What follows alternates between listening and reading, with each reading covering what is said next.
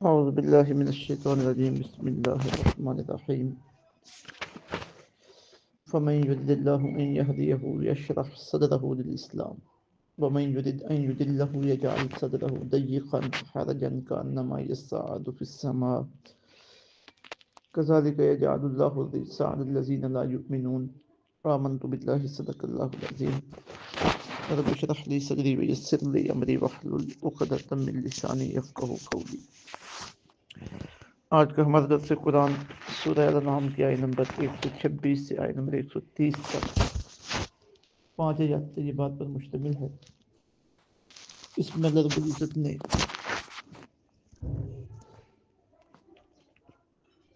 پہلے ان لوگوں کا ذکر کیا کہ جنہیں اللہ رب العزت ہدایت عطا فرماتا ہے، پھر ان کا ذکر کیا جنہیں وہ گمراہ رکھنا چاہتا ہے، یعنی ان کے کرتوت ایسے ہوتے ہیں کہ بطور سزا گمراہی ان پر لازم ہو چکی ہوتی ہے۔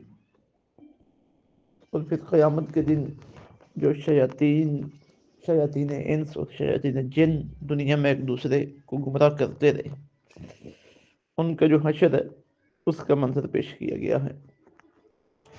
فرمایا فمن یرد اللہ، جس کے لیے ارادہ فرماتا ہے اللہ تعالیٰ، ان یہدیہ، کہ اسے ہدایت دے، یشرح، تو کشادہ کر دیتا ہے، صدرہ، اس کا سینہ، للاسلام، اسلام کے لیے۔ ومن یرد، اور جس کے لیے ارادہ فرماتا ہے اللہ تعالیٰ، ان یضلہ، کہ اسے گمراہ کر دے، یجعل، تو بنا دیتا ہے، صدرہ، اس کے سینے کو، ضیقا، تنگ، حرجا، بہت تنگ، کانما، گویا کہ وہ یصعد، زبردستی چڑھ رہا ہے، فی السماء، آسمان کی طرف۔ کذالک، اسی طرح، یجعل اللہ، ڈال دیتا ہے اللہ تعالیٰ، الرجس، ناپاکی کو، علی الذین، ان لوگوں پر، لا یؤمنون، جو ایمان نہیں لاتے۔ وہذا، اور یہ ہے، صراط، راستہ، ربی کا، آپ کے رب کا، مستقیما، بالکل سیدھا۔ قد فصلنا، ہم نے کھول کر بیان کر دی ہیں، الآیات، دلیلیں، لقوم، ان لوگوں کے لیے، یذکرون، جو نصیحت قبول کرتے ہیں۔ لہم، ان کے لیے ہے، دار السلام، سلامتی کا گھر، عند ربہم، ان کے رب کے ہاں، وہو ولیہم، اور وہی ان کا دوست ہے، بما کانوا یعملون، ان اعمال کے سبب جو وہ کیا کرتے تھے۔ وہ یوم یحشرہم، جس دن جمع کرے گا اللہ تعالیٰ جمیعاً، ان سب کو، یا معشر الجن، اور اس دن اللہ تعالیٰ فرمائے گا، یا معشر الجن، اے جنوں کے گروہ، قد استکثرتم، بہت گمراہ کیا تم نے، من الانس، انسانوں کو، وقال، اور کہیں گے، اولیاؤہم، ان کے دوست، من الانس، انسانوں میں سے، ربنا، اے ہمارے رب، ربنا استمتع، اے ہمارے رب، فائدہ اٹھایا، بعدنا ببعد، ہم نے ایک دوسرے سے، وبلغنا، اور پہنچ گئے ہم، اجلنا، اپنی میعاد کو، الذی اجلتنا، جو تو نے ہمارے لیے مقرر کی تھی۔ قال، تو اللہ تعالیٰ ارشاد فرمائے گا، النار، آگ، مثواکم، تمہارا ٹھکانہ ہے، خالدین فیہا، ہمیشہ رہو گے اس میں، الا ما شاء اللہ، مگر جسے اللہ تعالیٰ نجات دینا چاہے۔ ان ربک، بے شک آپ کا رب، حکیم، بڑا دانا ہے، علیم، سب کچھ جاننے والا ہے۔ وکذالک، اور یوں ہی، نولی، ہم مسلط کرتے ہیں، بعض الظالمین، بعض ظالموں کو، بعض پر، بما کانوا یکسبون، ان کرتوتوں کی وجہ سے جو وہ کیا کرتے تھے۔ فمن یرد اللہ ان یہدیہ یشرح صدرہ للاسلام، جس خوش نصیب کے لیے اللہ ارادہ فرماتا ہے کہ اسے ہدایت دے، تو اس کا سینہ اسلام کے لیے کشادہ کر دیتا ہے۔ مطلب یہ کہ اللہ تعالیٰ جسے ہدایت عطا فرمانا چاہے تو اس کے سینے میں حق کو قبول کرنے کی صلاحیت پیدا فرما دیتا ہے، اور وہ اپنے دل کو حق کی طرف راغب پاتا ہے، وہ آمادہ پاتا ہے کہ وہ حق کو سنے، حق کو قبول کرے۔ حضور رحمت عالم صلی اللہ علیہ وسلم کی ایک حدیث پاک جو مختلف تفسیر میں نقل کی گئی ہے کہ آپ سے عرض کی گئی کہ شرح صدر کی کیفیت کیا ہوتی ہے، یعنی جس کے سینے کو اللہ تعالیٰ حق قبول کرنے کے لیے، اسلام کے لیے کشادہ کر دے، اس کی کیفیت کیا ہوتی ہے، تو آپ نے ارشاد فرمایا، الانابۃ الی دار الخلود، کہ وہ بندہ آخرت کی طرف مائل ہو جاتا ہے، والتجافی عن دار الغرور، اور اس دنیا سے اس کا دل متنفر ہو جاتا ہے، والاستعداد للموت قبل لقاء الموت، اور موت آنے سے پہلے وہ موت کی تیاری کرنا شروع کر دیتا ہے، یعنی آخرت کی طرف توجہ، دنیا سے آوازادگی، اور موت آنے سے پہلے موت کی طرف موت کی تیاری.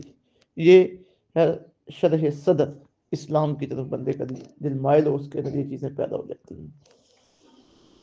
پھر فرمایا وَمَن يُرِدْ أَن يُضِلَّهُ، اور جس بات نصیب کے لیے اللہ کا یہ ارادہ بنے کہ اسے گمراہ کر دے، یجعل صدرہ، تو بنا دیتا ہے اس کے سینے کو ضیقاً تنگ، حرجاً بہت تنگ، کیونکہ بہت زیادہ تنگ ہو جاتا ہے اس کا سینہ، یعنی ہدایت قبول کرنے کی طرف اس کی رغبت ہی نہیں ہو سکتی. یہاں پہ جو حرجن کا لفظ آیا ہے، یہ جو حرج کا لفظ ہے، حضرت سیدنا عمر فاروق رضی اللہ تعالیٰ عنہ کی روایت ہے کہ آپ نے قبیلہ بنو کنانہ کے ایک شخص کو بلایا اور اس سے پوچھا کہ تم حرجتن کس کو کہتے ہو؟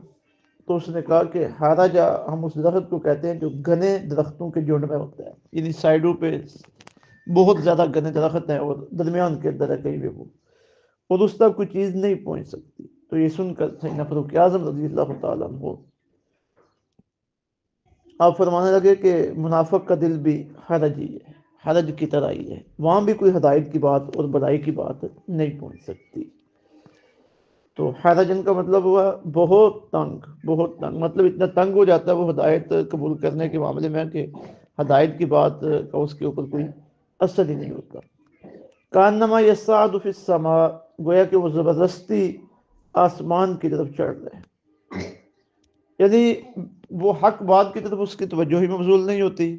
اگر اسے کہیں ایسی مجلس میں بیٹھنا پڑ جائے جہاں پہ اسلام کی باتیں ہو رہی ہیں، حق کی باتیں ہو رہی ہیں، تو اس کا سینہ اتنا تنگ ہوتا ہے جیسے کسی کو زبردستی آسمانوں کی طرف چڑھایا جائے تو اس کے جسم کی حالت ہوتی ہے، اس کے دماغ کی اور اس کے سینے کی حالت ہوتی ہے، اور بے بسی کی کیفیت طاری ہوتی ہے اس کے اوپر. تو یہ صورتحال بن جاتی ہے اس کی جسے اللہ گمراہ رکھنا چاہے. وَكَذَلِكَ يَجْعَلُ اللَّهُ الرِّجْسَ، اسی طرح ڈال دیتا ہے اللہ تعالیٰ ناپاکی عَلَى الَّذِينَ لَا يُؤْمِنُونَ، ان لوگوں پر جو ایمان نہیں لاتے.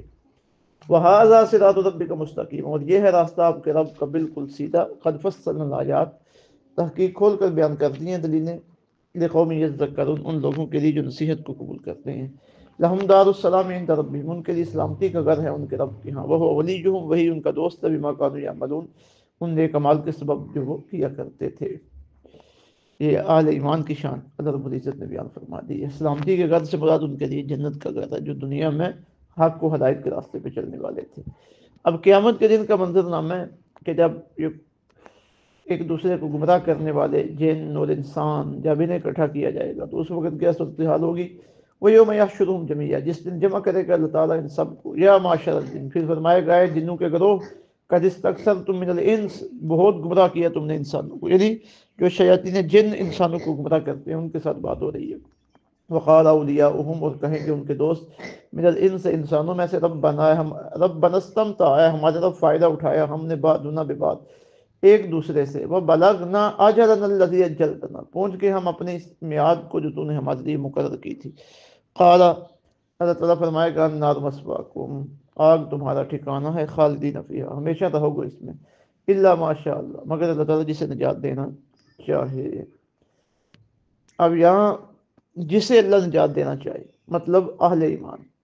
اب وہ اہل ایمان کے ایمان تو تھا، لیکن شیاطین کی بات مان کر ان کا عمل اچھا نہیں رہا، تو ان کا ایمان انہیں دوزخ سے نکال لے گا، اپنے اعمال کی سزا بھگتیں گے اور آخر پھر جنت میں آ جائیں گے. تو یہ مراد ہے حضرت عبداللہ بن عباس رضی اللہ تعالیٰ عنہ کی روایت کے مطابق. اور یہ بات مجھے سمجھ بھی آ رہی ہے. اب ظاہر ہے جس کا خاتمہ مکمل کفر پہ ہوا ہے، شرک پہ ہوا ہے، وہ تو کبھی بھی دوزخ سے باہر نہیں نکل پائے گا. ان ربک حکیم علیم، بے شک آپ کا رب بڑا دانا اور سب کچھ جاننے والا ہے. وَكَذَلِكَ نُوَلِّي، اور یوں ہی ہم مسلط کر دیتے ہیں بعض ظالمین، بعض ظالموں کو، بعض پر بما كانوا یکسبون، ان کرتوتوں کی وجہ سے جو وہ کیا کرتے تھے. اللہ رب العزت ہمیں شیاطین جن اور شیاطین انس سے محفوظ رکھے، اور سینے کی تنگی سے محفوظ رکھے، سینے کی وہ تنگی جو حق اور ہدایت قبول کرنے کے راستے میں رکاوٹ بن جائے، اور ہمارے سینے کو دین حق کے لیے، دین حق کو قبول کرنے کے لیے، دین حق پر عمل کرنے کے لیے کھول دے، انشراح صدر عطا فرمائے. وما علینا الا البلاغ المبین.